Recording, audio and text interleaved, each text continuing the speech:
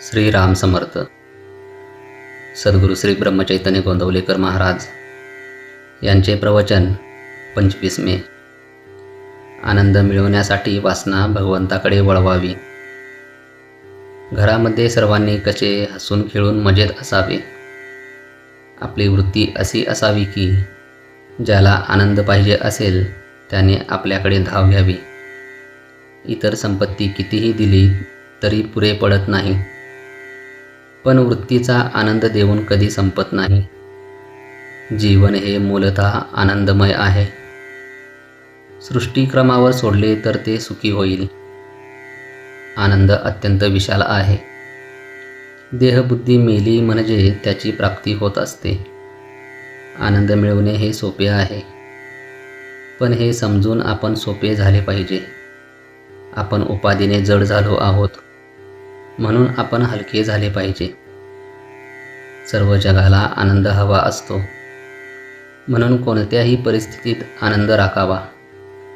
आनंद हा शाश्वत आहे, पण आपण विषयातच आनंद मानतो. त्यामुळे खरा शाश्वत आनंद आपल्याला मिळत नाही. ओढ आला म्हणजे खाज सुटते, आणि खाजवल्यावर रक्त आले तरी एक प्रकारचा आनंद आपल्याला होत असतो. पण म्हणून खाजवतच राहणे योग्य होईल का? कुत्र्याच्या तोंडात हाड असताना स्वतःच्या तोंडातले रक्तच तो चघळत असतो.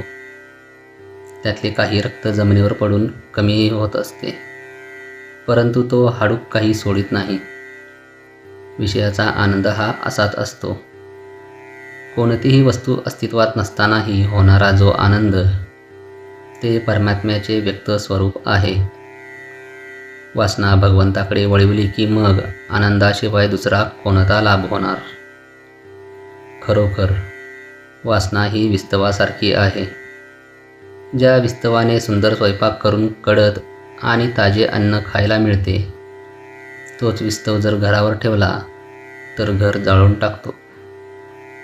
त्याप्रमाणे वासना भगवंताकडे वळली तर माणसाला आनंदरूप बनविते, पण ती जर विषयाकडे वळली तर त्याला दुःखामध्ये लोटते. वासना रोज नवीन नवीन खेळ आपल्याला दाखवते. म्हणजे खेळ जुनेच असतात, पण आपली वासना मात्र नवी असते. वासना म्हणजे अभिमान किंवा मीपणा. हा मनुष्याचा शत्रू असून तो त्याच्या आनंदावर विरजन घालतो.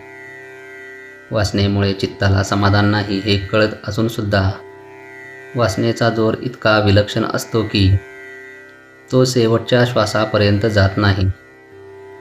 ज्याने वासनेला जिंकले त्याच्यावर भगवंताची कृपा झाली म्हणून समजावे. वासनेला जिंकायला भगवंताच्या नामात राहण्यासारखा दुसरा उपाय नाही. वासना न ठेवता कर्म करणे याचेच नाव संन्यास.